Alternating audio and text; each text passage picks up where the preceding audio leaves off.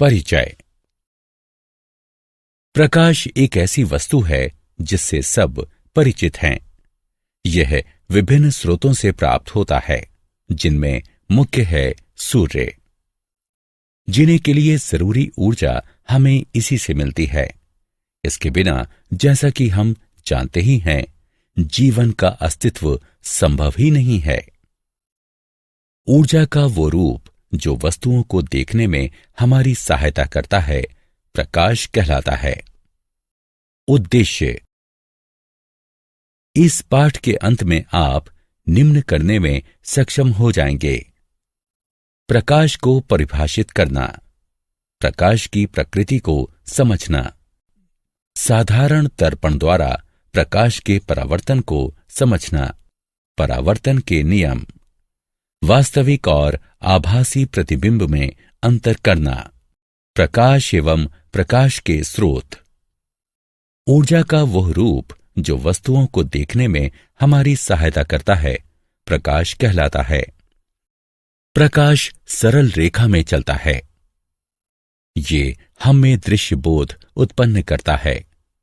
प्रकाश के दो स्रोत हैं: चमकीली वस्तुएं और गैर चमकीली वस्तुएं।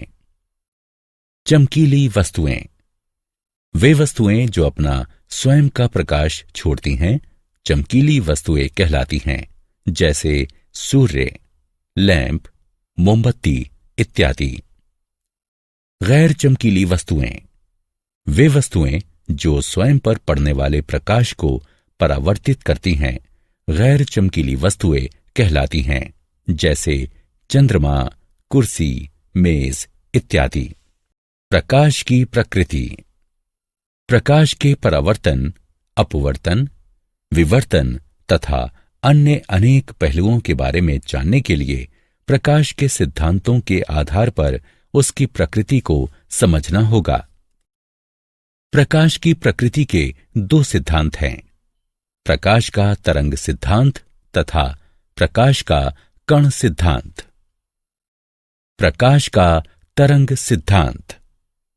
प्रकाश विद्युत चुंबकीय तरंगों पर आधारित होता है, जिन्हें प्रवर्धन के लिए किसी भौतिक माध्यम की आवश्यकता नहीं होती। इसके अभिलक्षण चिन्ह हैं विवर्तन, निष्कर्ष एवं ध्रुवीकरण।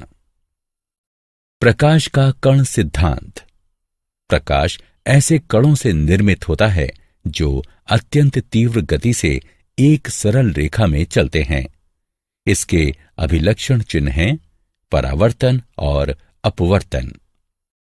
प्रकाश तरंग और कण दोनों के गुण प्रदर्शित करता है।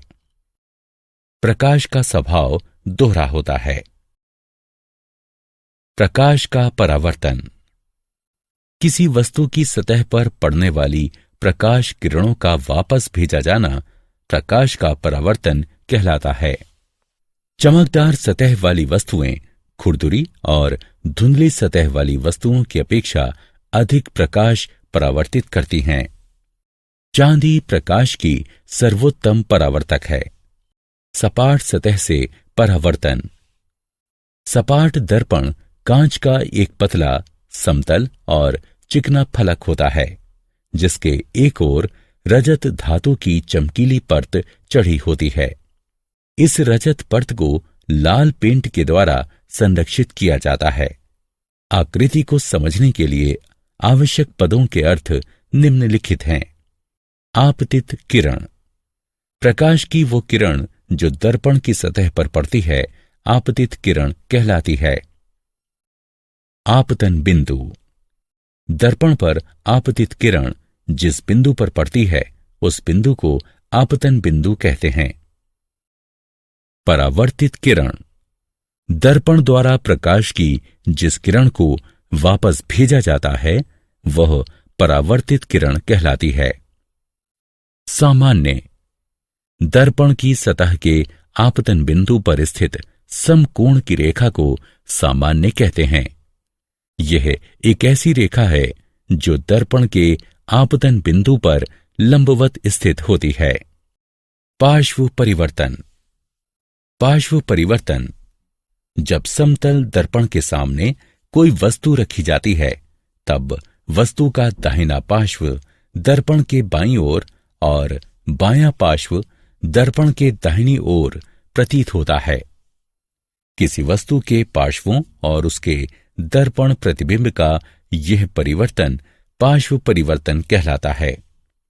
समतल दर्पण के संबंध में अभिलक्षण और उपयोग।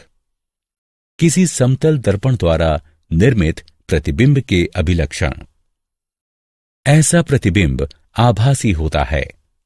ऐसा प्रतिबिंब सीधा होता है। प्रतिबिंब का आकार वस्तु के आकार जितना ही होता है। समतल दर्पण द्वारा निर्मित प्रतिबिंब दर्पण में पीछे उतनी ही दूरी पर होता है। ऐसा प्रतिबिंब पार्श्व परिवर्तित होता है।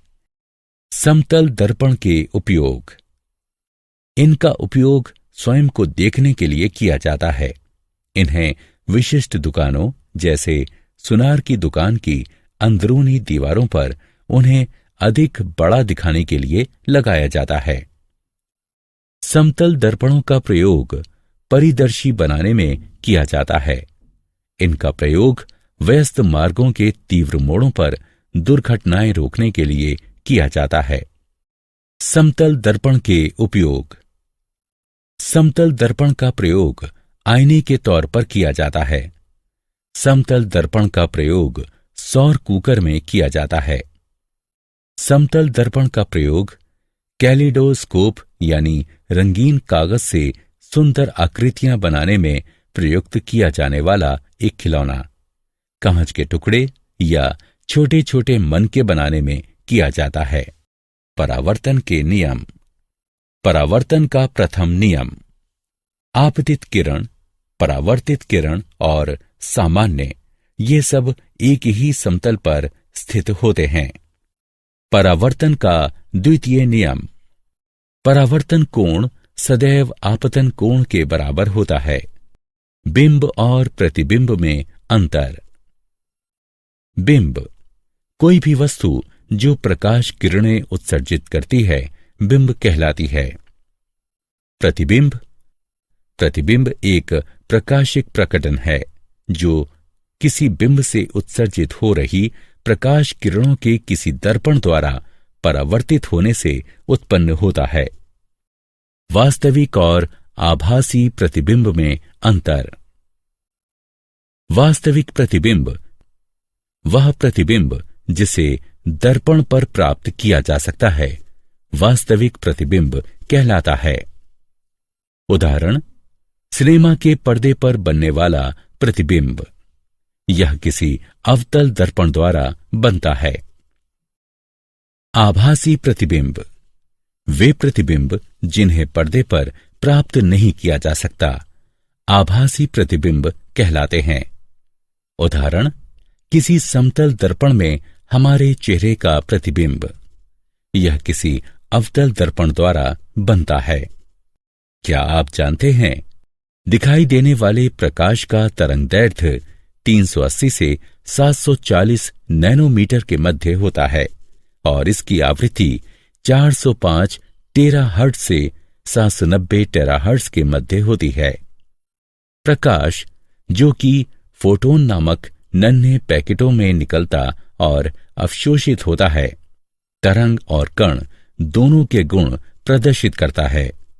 यह गुण तरंग कण द्विविधता कहलाता है।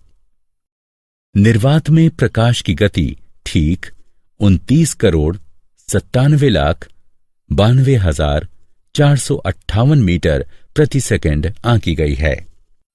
प्रकाश उत्पन्न करने वाली प्रक्रियाएं हैं नगण्यीकरण या सिंटिलेशन, इलेक्ट्रोल्यूमिनिसेंस, ट्राइबोलियोमिनिसेंस। चेरेनकोव विकिरण। सारांश। आइए हमने जो कुछ सीखा है उसे संक्षेप में दोहराएं। प्रकाश ऊर्जा का ऐसा रूप है जो हमें वस्तुओं को देखने के योग्य बनाता है। प्रकाश तरंग और कण दोनों के गुण प्रदर्शित करता है। इस प्रकार प्रकाश की प्रकृति दोहरी होती है। किसी वस्तु द्वारा उस पर पड़ने वाली प्रकाश किरणों का वापस भेजा जाना परावर्तन कहलाता है। एक माध्यम से दूसरे माध्यम में जाते समय प्रकाश की दिशा परिवर्तित हो जाने को अपवर्तन कहते हैं। आपतित किरण द्वारा सामान्य के साथ बनाए गए कोण को आपतित कोण कहते हैं।